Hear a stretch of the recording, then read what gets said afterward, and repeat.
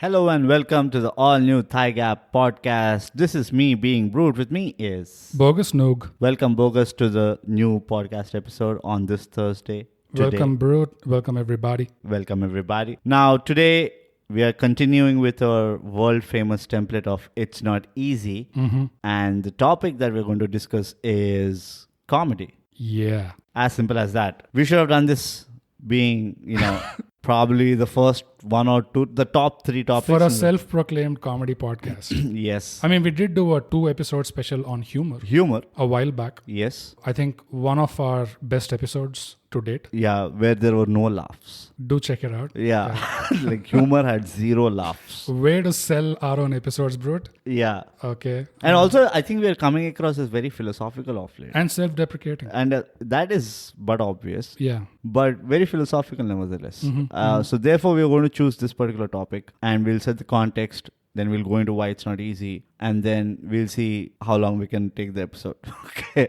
Yeah. So unlike our usual It's Not Easy template, Yeah. where we start off with a context, then we go into why it's not easy, and then we end with why it's important. This episode, we will end with just a conclusion. We'll just abruptly end. Yeah, Like a punchline. Yeah. But Bro, before we go into that, I do have a shout out for one of our fans Yes. who has written in via Twitter DMs. Yes. Abhishek has written in saying, Hi guys, I loved your podcast on dreams and Nolan. So Abhishek is actually referring to our episode Interpretation of Dreams. Yes. Brute has been catching fire of late. A lot of people have been listening to it. I know. Yeah, I don't know if you've seen A the... lot of people trying to sleep. Yeah, Because I'm sure if you search for dreams, yeah. then you would have searched for how to sleep. Or they might just be curious, like seeing what these guys talk about. I wonder what they dream about. And those dreams be crazy. So check it out. That's a very interesting episode. And the second episode he appreciated was, of course, The Bane of Christopher Nolan. A take on the Nolan's directorial style, Yeah. his movies, and how he makes all of us as pseudo-intelligent people. Yeah. We also did that with a special guest, McNullity. Yeah. So another one of our popular episodes. Do check Very that out. popular. We got like 4.5 downloads. But Abhishek so if goes on to Abhishek- say, okay. I'm a very recent follower of your work. I admire both of your knowledge. Oh, Abhishek, the delusion you're living in. We can't not support that statement Yeah. more than anything. But Abhishek, thanks a lot for writing to us. Yes. And thanks a lot for taking time out to actually appreciate our work.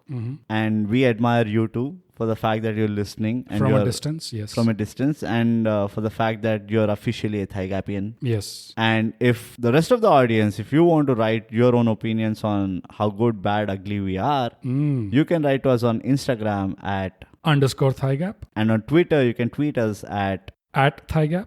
And if you want to really write a long composition, which we will Yeah. be bored to death by reading, you can mail us at mindthygap@gmail.com. as simple as that. Awesome.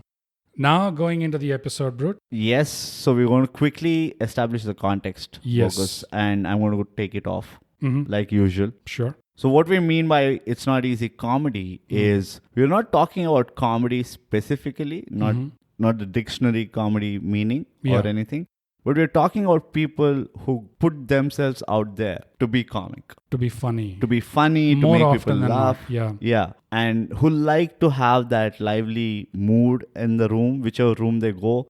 So these guys are really the guys who are risking hurting someone or, going into the wrong room and still trying to make it lively. And you can expect that these guys can probably be funny even in a funeral. Yeah. Right? Probably the toughest place to be funny. Yeah. Also going into the wrong room and probably saying the wrong thing. Yes, I Which mean, they might risk a backfire. lot. Yeah. They risk a lot. So we are talking about these guys who want to be funny, who like being comical. And are right? generally funny. Yeah, and they're pretty successful at it. I They're mean, known to be funny in their Yeah. own circles. you will always have those one or two people who you are like, oh, these are the funny guys in the group, Yeah. right? And we are talking about them because we are not them.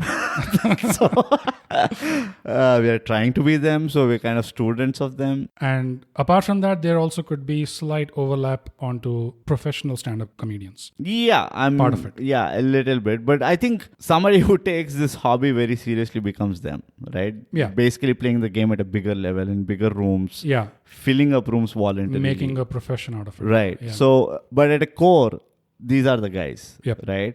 So, Bogus, that's the context of Yep. what we mean by It's Not Easy comedy. Mm-hmm. Right. Any questions here? Nope. I'm going to take a pause here and see if you have any questions. Nope. No questions, bro. It was just a clickbait title. Got it. And I'm going to take a double pause here and still see if you have any questions here. Let me see. No questions. Perfect. I think the pause was worth. Yeah. So now let's go into the concept of why it's not easy. Yep. Any reasons why you think it's not easy to be that guy who's comical, who's funny, who's risking everything? Yeah. So what I'm going to say is more for the people who are not the funny ones, who are in the company of these people. Totally defeats the purpose of No. episode. It is just the other perspective. Okay. So the people who are not the funny ones, but they're around these people, and, they enjoy their company because they lighten the mood, they lighten the atmosphere, they make a tough situation digestible because, they ease the tension or they break the tension in the room by cracking a joke. Where does it usually come from? And this is just my subjective opinion. I could be wrong. But in my own observation, majority of the times, bro, what I've seen is usually people who are really funny organically, naturally, it comes from a foundation of disillusionment, some frustration probably. There could be some anger. There could be some adversity in the background, because of which those situations, when they were happening, they may have been so tough to handle that eventually once you overcome those or go beyond those, then you might actually see the humor in that. In that situation, you might turn around and see, oh, I survived that. Yeah. And it was so ridiculous. I can't believe that, I actually had to go through all that bullshit. And then you start analyzing and you see the cosmic humor in all of it. And there is a cosmic humor. The fact that we never know how we're going to die, when we're going to die, but that we are going to die in itself is funny. Yeah. In a way. Darker by the word. Yeah. So what I meant to say is, usually these people, most of them, many of them, this is the foundation from where that funny comes from. It's not how people tend to think, at least from my observation. It's not happy-go-lucky guy, whistling a song every time and he's just all sunshine and butterflies and he's just cracking jokes in all the situations. There may be a few of those people who are that way, who are naturally funny. They don't need adversity. They don't need frustration or anger to channel. You just have that superpower. They just have it organically. And, that shows in their jokes also. There is a difference in the comedy output between these two types of people. But just for the other unfunny people to empathize with where these people are coming from, what could actually be going through their mind, I just wanted to set that disclaimer. It's not easy because this is not something everybody talks about, and it's not something that people generally know. I mean, the unfunny types, they generally don't know this about the funny people. So that's one reason, bro. Yeah. So, but let me give my take on the whole fact that, funny people have adversity, they have skeletons in the closet, etc. I mean, many of them, yeah. I think you're talking about rappers.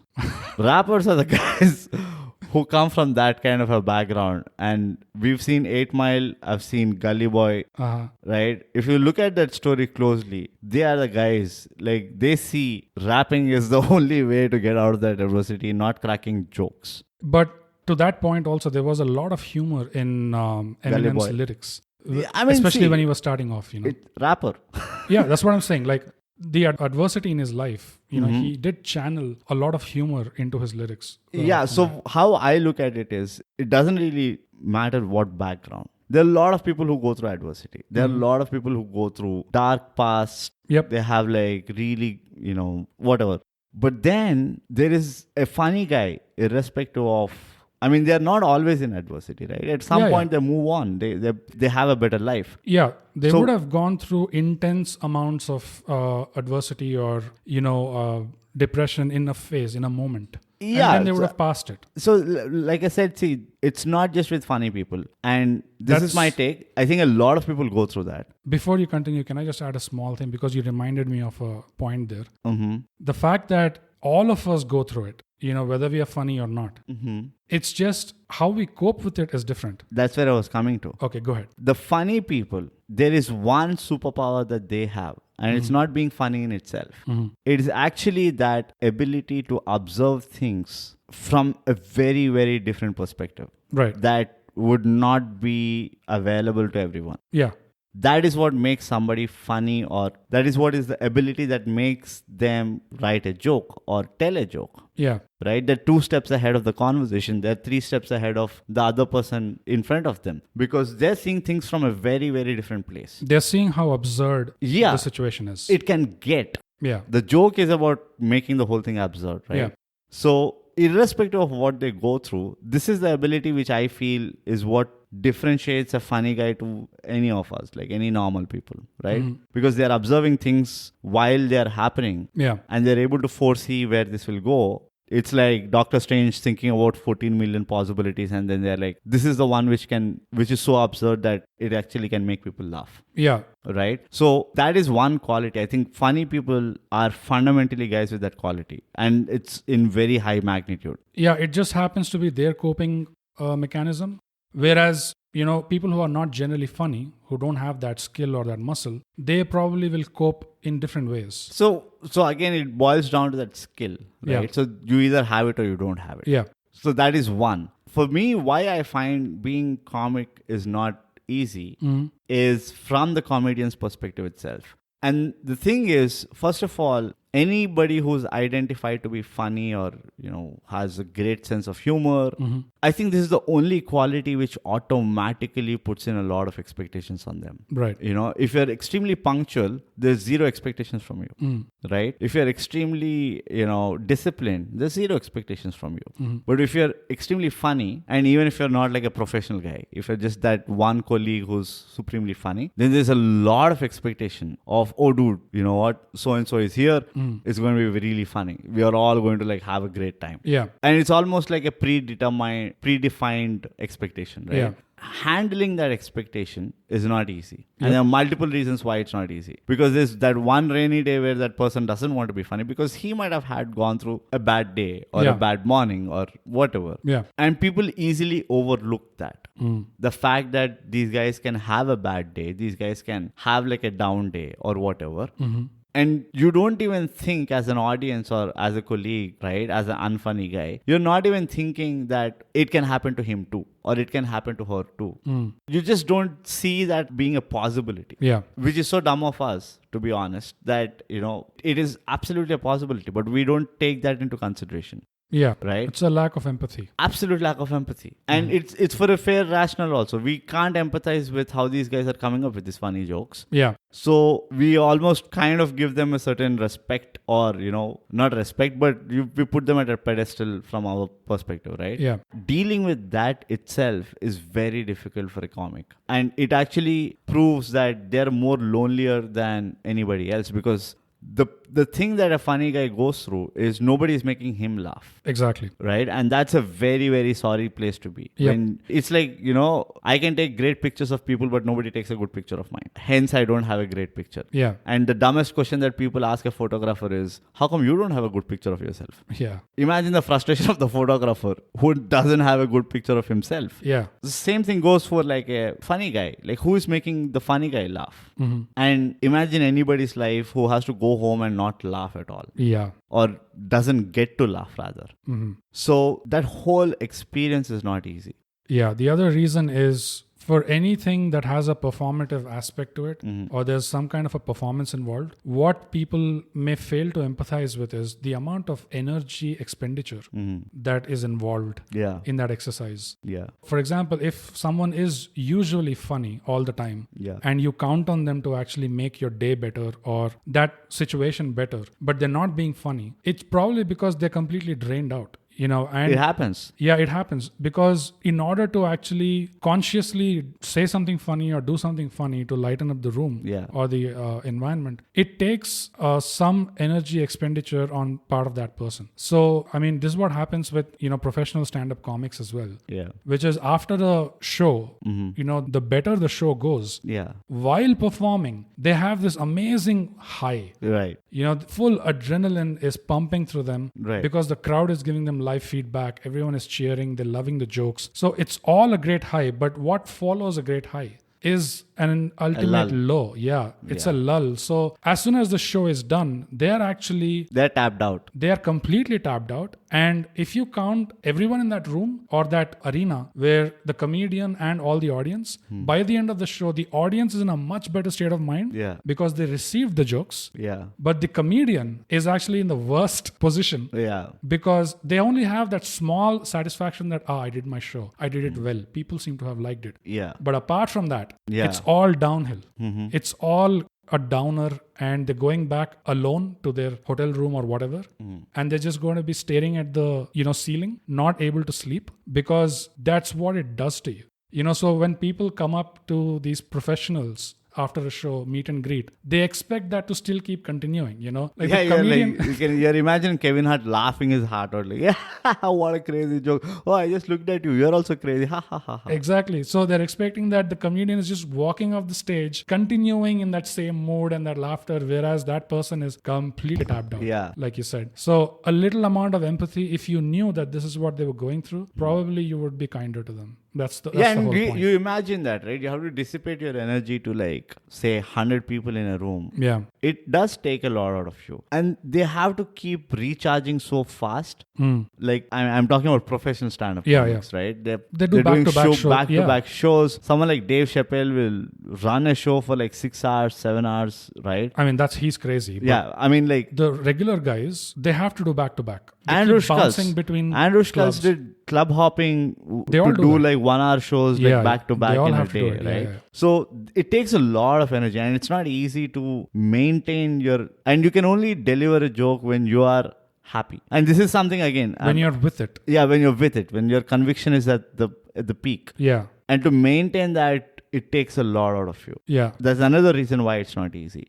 The third reason is there's a very, very thin line to them as people and them as a comic. There is an element of disrespect Yeah. that comes in. Yeah. Anyone who is funny, automatically, okay. Is a court gesture. Yeah. Doesn't deserve. Clown, Yeah. you don't, how do you say this? Like, Treat them well. you don't treat them the same way Yeah. that you would treat anyone else. Yeah. Like this guy, I can say whatever. Whatever. I can Exactly. do whatever. Exactly. There are no rules. There are no rules. I can treat them however Yeah. I want because, it's a funny guy. It's Yeah. a clown. And that's again wrong expectation setting, right? And this is the dilemma that a comic will always go through. Yeah. As to, do I stick up to my personality or as an individual, or should I let them speak what they speak, and I'll just be the funny guy who left his self-respect at home so that they don't get affected by all this. Yeah. It doesn't get to their head. Yeah. And I've read a lot about these people. I've heard a lot about great comics talking about it. And it is a very huge, it's the great to be or not to be kind of a thing. Yeah. Where there comes a day where these guys really give it up, saying that, is it really worth to make people laugh if this is how I'm going to be treated? Right? And when that day comes, it's a very dark day. Like in Watchmen, one of your favorite comics. Yeah. When the comedian dies. Graphic novel brute, please. Yeah, I apologize. Yeah. Your favorite graphic novel. Yeah. When the comedian dies, Yeah. the world is in chaos. Yeah. It's right? It's ill omen. Yeah. Yeah. So we don't want that to happen. I mean, it's all about letting them be. If you know a funny guy around you, let them be. It is okay for them not to be funny one day. Yeah. Right? It is okay to share that silence with them. And it is silence. Anything which is not funny, even if you're having a great conversation, for a funny guy, it is silence, right? It is just white noise. Yeah. Because they are constantly thinking in their head as to how do I make something funny? And it's a very frustrating phase to be in. It's like, how do we make ThyGap podcast funny? We have done like 90 episodes not being funny. We pulled it off. So it's a very frustrating space to be. Yeah. And they are looking out for support in this term, in Yeah. this particular aspect, right? I mean, they hope for it. Yeah. Somewhere deep down, they hope for it. That somebody will say like, dude, it's okay. Don't crack a joke. That it's Just okay take it to easy allow for them today. a serious moment when they want to have a serious moment. Yeah. You know, it's that famous Pagliacci joke. Have you heard of that? No. So this joke goes, Is it an Arabic joke? no. Pagliacci is an Italian name. Oh, it's Italian. Buongiorno. Yeah, Buongiorno. So Porti- this guy Chianto. goes to a psychiatrist and he says, doctor, I've been having horrible time of it. Extreme depression. I feel suicidal. I don't know what to do with my life. I'm coming apart at the seams. Is there anything you can suggest or anything you can advise? The doctor says, there's a world famous comedian playing right next door, Pagliacci. He's supposed to be the most funniest guy in the world. Why don't you go to one show? Probably that'll do you good. Yeah. This guy says, but doctor, I am I am Pagliacci. It's an amazing joke, but See, it just that's- puts everything look at the irony. in place. Yeah. And imagine such vacuum in their head that it's so haunting and you're just like having nobody to go to. Yeah. Right? And that is exactly what I mean by that dilemma. You never want the funny guy or the comedian to start thinking that, is it worth it? A politician can think like that. Yeah. Police guy can think like that. An activist can think like that. Yeah. Anybody can think like that, but not a comedian. The day comedians think, is it worth making people laugh? Is it worth me losing all this or me taking in all this of pain and hatred and indifference? The worst that you can do to a comedian is be indifferent to him when they're not funny. Now that you bring that up, I've actually seen that collateral damage happening in real time. And it started around 2018, 2019 when this whole culture started shifting, to extra sensitive, etc. Yeah. So in that phase, I saw some promising comedians who were really funny. Yeah. Because they were still channeling, Right. whatever frustration. They were in the making. No, I mean, whatever frustration they had, they were still channeling it and making jokes out of it. They were at the receiving end of cancel culture so much that now they've completely thrown the comedy out the window. Yeah. Now they're just angry. Yeah. Now they're just shouting. They're just ranting into the mic, in their streams, etc. It's no longer the same guy who was able to take his frustration, channel it and make a funny joke out of it. Yeah. Where you actually laughed at the joke first and then you realize the aftertaste. Okay, there is truth. There is a pinch of darkness. Right. There is truth to this. It hurts. It bites. All of that stuff. Now those comedians are no longer comedians in the technical sense. Right. They're just ranting. Right. Because they've lost it. Completely. And this is the collateral damage that we're seeing. Yeah, absolutely. And that's exactly why, the reason is I think a lot of people don't realize what kind of a dilemma an individual goes through when they're kind of coined to be the funniest person, right? Imagine this in an office. If anybody gets a whiff that you're the funny guy, then there's almost that unsaid expectation. And again, see, funny guys also take it up on themselves sometimes that no matter what, I have to the make expectation things. is created, first of all. Yeah, it's also self-inflicted most of the times. But at the same time, you also, having said that, they still kind of, they still kind of like expect that, okay, this is when they're going to take me seriously. Yeah. And it's very difficult for someone to put a serious tone to something. In a corporate scenario, the disrespect is what comes first. Yeah. It's almost like you can feel the spit on your face. Like, you gaya, tu. And it is because they've honed that whole persona, right? Like a comedian is like a magician. Like, how magicians build one trick and like live with it all their life, right? I don't know if, I think... Do you know this thing, like the whole, how elaborate the magicians practice? No, I know that, but I think the parallel I would go with is the reason why that disrespect comes in is because comedians, they're looked at as synonymous with clowns. They're looked at synonymous with jokers. Jesters, jokers, clowns. Yeah. And then it goes to the fool. Yeah. Because the comedian, even though they're smart, they structure their joke in such a way that they look like fools. Self-deprecation. Right? people take that seriously. They believe it. Right. They're like, oh, this guy has no value. I mean, if that guy was really a fool, he wouldn't be able to structure a joke Right. in the first place. Yeah. I think we covered it in our humor episode. Comedy is a serious business. Oh, yeah. You know, I've not seen anybody who was writing a joke and is just falling off the table and laughing. No, that process is horrible. Yeah, that is when you know the joke isn't good. Yeah.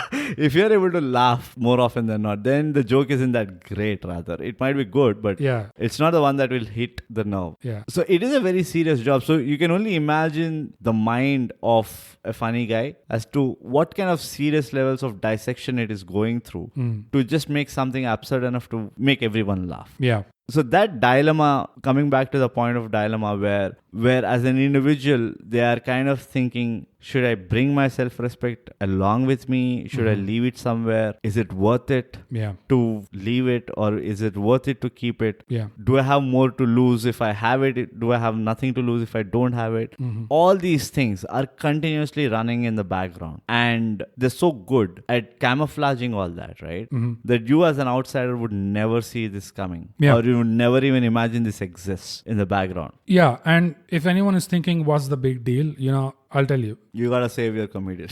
No, it's for the same reasons that you quoted, that dilemma where they make those choices or they Right. see the options. Right. Should I do this? Should I be vulnerable? Yeah. If there's anyone who is naturally funny, and because of that dilemma and the choices that you mentioned, if they decided that at the workplace they will not be funny because they don't want to pay the price Right. of what you mentioned, then the downside of that is you have a human being who is spending a large part of their day, of their time in the workplace, not able to be themselves, not able to express themselves Yeah. in the way that they would naturally express. Their talents are not brought forth to the surface, and everyone loses because of that. Any human being whose natural way of expression, natural talents are curtailed like that, Yeah. are censored, everyone loses. And I've seen a lot of people, Malum. I've seen a lot of extremely funny guys who just kind of, how you can sense somebody is funny, but they're not being funny? How? No, I mean, have you ever gone through it? It's not like a question. I'm saying, like, have you ever felt that, oh, this guy must be very funny, but he's just not being funny right now? Yeah. Did you feel that? Yeah. So whenever I felt that, right, it's almost, they made the wrong choice of not being funny voluntarily because they're scared that, it might hurt them more than they can take, or I don't know, there are multiple reasons It to might be reasonable also. It is absolutely reasonable. I'm not questioning that choice. If the crowd around them are absolutely immature, dumb, Yeah. then even if they be funny, it's just going to blow back on them. No, I'm not judging their choice. Right. But I'm saying the very fact that when you can find somebody who's funny, Right. but is not being funny, you almost instantly see that how trapped that person is. Yeah.